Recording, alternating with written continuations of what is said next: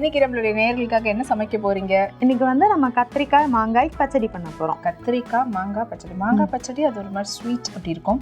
கத்திரிக்காய் பச்சடி கொஞ்சம் காரமா இருக்கும். இது ரெண்டும் கலந்து பண்ண போறோம். இது ஸ்வீட்டா இருக்குமா காரமா? இது வந்து ஒரு ஸ்வீட் இல்லாம காரமும் இல்லாம கொஞ்சம் புளிப்பும் காரமுமா இருக்கும். ஓகே. சோ ஏன்னா இது வந்து நம்ம ரொம்ப ஸ்வீட்டான மாங்காய் எடுக்காம கொஞ்சம் புளிப்பான மாங்காய் எடுத்துக்கிறோம். ஓகே. சோ கத்திரிக்காய் மாங்காய் பச்சடி செய்வதற்கு தேவையான பொருட்கள் என்னென்ன?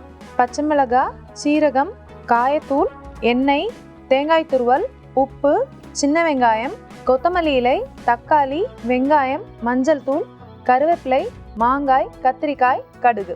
ஓகே. சோ தேவையான பொருட்கள் எல்லாமே வந்து தயாரா இருக்குது. இப்போ எதுல நம்ம சமைக்க போறோமா இல்ல அரைக்கிறது ஏதாவது இருக்கா? ஃபர்ஸ்ட் நம்ம வதக்கி ரெடி பண்ண போறோம். அதுக்கப்புறம் அரைக்கிறதுக்கு இருக்கு நமக்கு. தேங்காயை வந்து அரைக்கணும். ஓகே. சோ இப்போ எதுல செய்ய போறோம்? இதுலயே பண்ணிடலாம். அதுல பண்ணிடலாமா?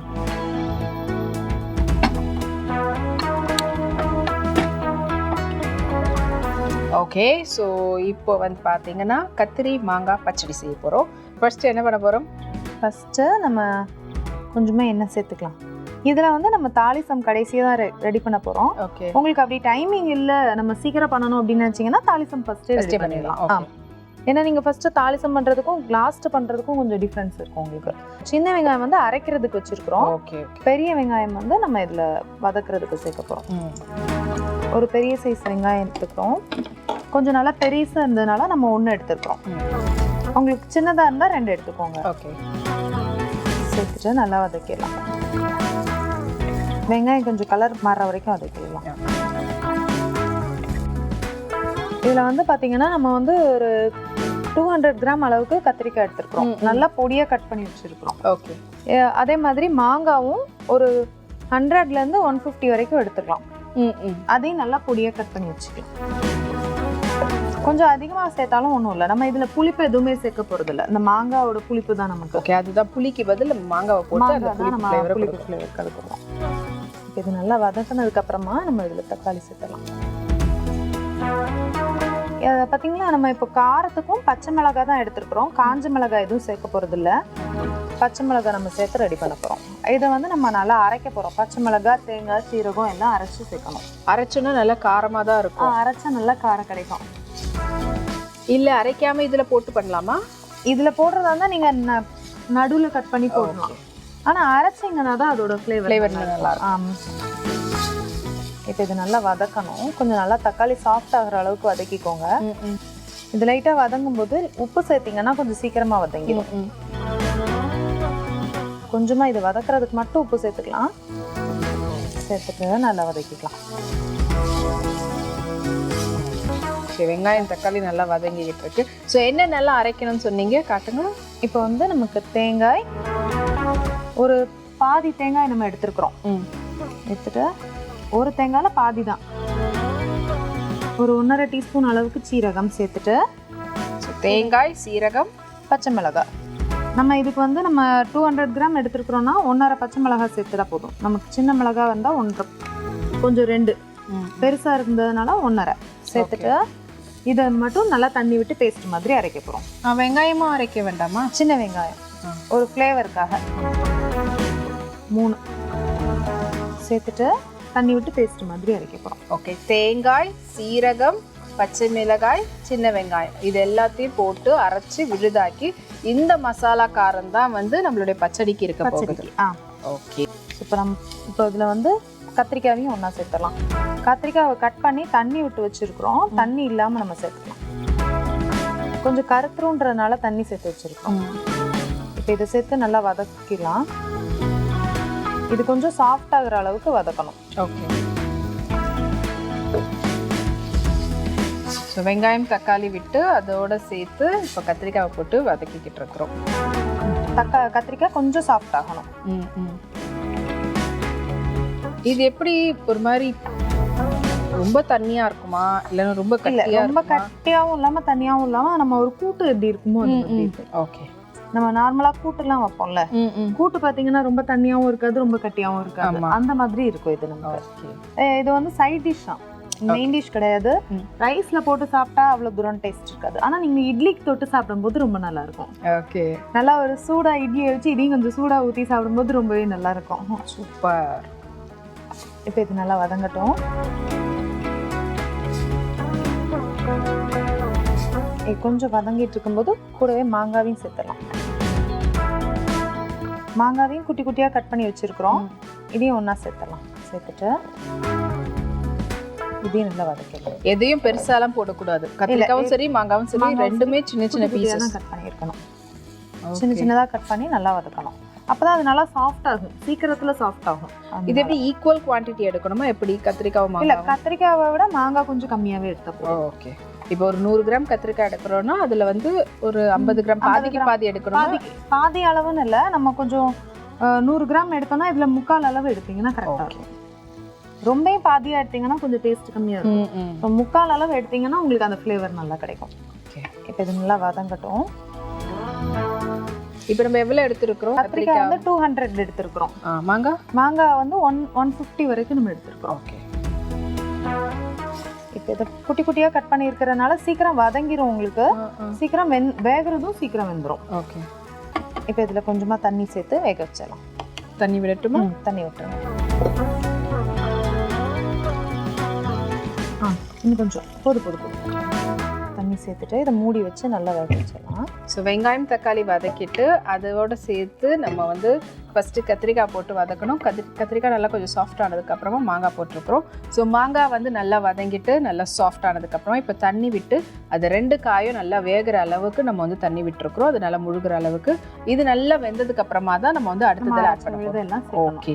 ஸோ அதுக்கு வந்து தனி ஃப்ளேவர் கொடுக்கக்கூடியது இதுதான் வந்து அரைச்சி நம்ம சேர்க்க போகிறோம். இதில் வந்து தேங்காய், சீரகம், பச்சை மிளகாய், சின்ன வெங்காயம் இது 4த்தையும் அரைச்சு இந்த விழுது அதோட சேர்த்து நம்ம மறுபடியும் கொதிக்க விட போறோம். கொதிக்க வைக்க போறோம். ஓகே. கொதிக்க வச்சுட்டு கடைசியா தாளிசம் சேர்த்து ரெடி பண்ண போறோம். ஓ மை காட், சூப்பரா சிம்பிளா முடிக்கக்கூடிய ஒரு வேலையா தான் இருக்குது. ரொம்ப ஈஸி தான். உங்களுக்கு வீட்ல இருக்கிறத வச்சே நம்ம ரெடி பண்ணிடலாம்.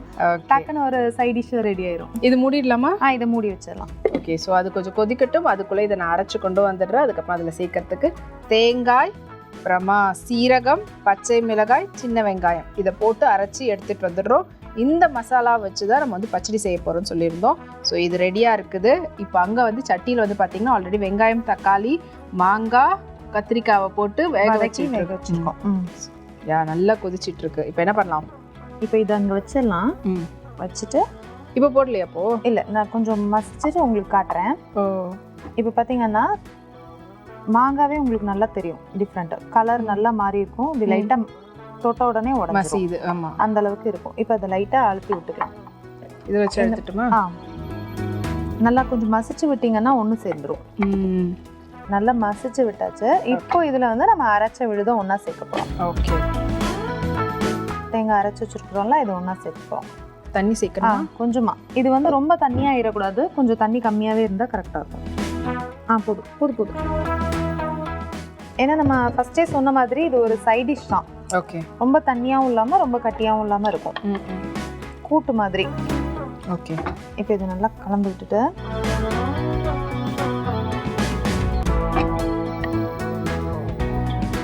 கொஞ்சமா மஞ்சள் தூள் சேர்த்துடலாம். இதுல தேவையான அளவு உப்பு. ஓகே. உப்பு நம்ம இன்னும் போடவே இல்லை. போடல. ஃபர்ஸ்ட்ல வந்து வெங்காயம் வதக்கும் போது கொஞ்சமா சேர்த்தோம்.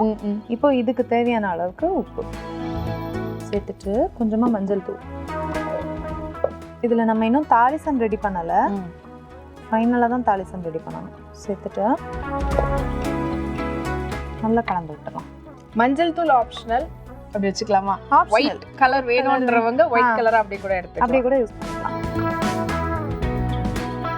இப்போ இதுல கொஞ்சமா காயத்தூளும் சேர்த்துடலாம். தாளிசம்ல சேர்க்க மாட்டோமோ? இல்ல, தாளிசம்ல சேர்க்கறத விட இதுல கொஞ்சம் சேர்த்தீங்கன்னா கொஞ்சம் நல்லா கொதிச்சிரும் போது அந்த ஸ்மெல்லு குறைஞ்சிரும். சேர்த்துட்டு இதை நல்லா கலந்து விட்டுறலாம்.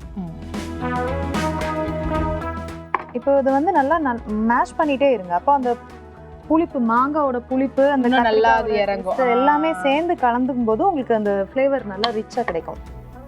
இப்போ நல்லா கொதிச்சிருச்சு. இதை நம்ம மாத்தி வச்சுட்டு தாளிசம் ரெடி பண்ணிடலாம். ஓகே.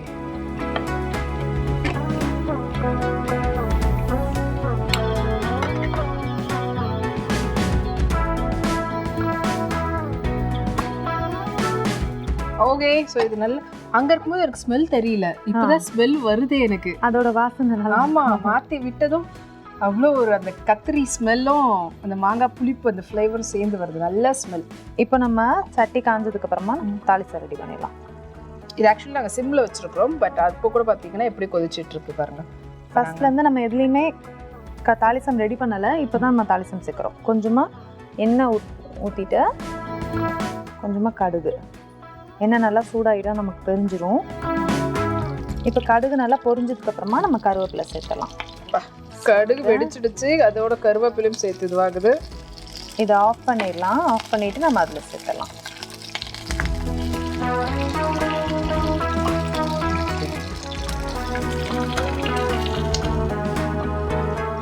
தாளிசம் போட்டுட்டு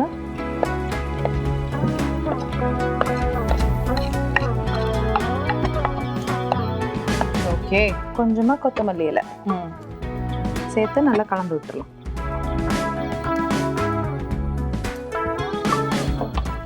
கலந்து விட்டுட்டு ஓகே ஆஃப் பண்ணிடலாமா? ஆஃப் பண்ணிடலாமா? போதுமா? ஆஃப் பண்ணி ஒரு 2 நிமிஷம் மூடி வச்சிடலாம். அந்த சூட்லேயே அப்படியே கொஞ்சம் நேரம் இருக்கு. கரெக்ட் ஆயிரும். ஓகே, ஸோ அந்த சூட்லேயே கொஞ்சம் நேரம் அது இருக்கட்டும். நம்ம வந்து எப்படி செஞ்சோன்ற செய்முறை விளக்கத்தை அப்படி சுருக்கமாக நம்மளோட நேயர்களுக்கு வந்து சொல்லிடுங்க. வானொலி நல்லா சூடானதுமா கொஞ்சமாக எண்ணெய் சேர்த்துட்டு பொடியாக கட் பண்ணி வச்சுருக்கிற வெங்காயம் சேர்த்துக்கோங்க. வெங்காயம் நல்லா வதங்கினதுக்கப்புறமா தக்காளி சேர்த்துட்டு தக்காளி நல்லா வதக்கிக்கோங்க.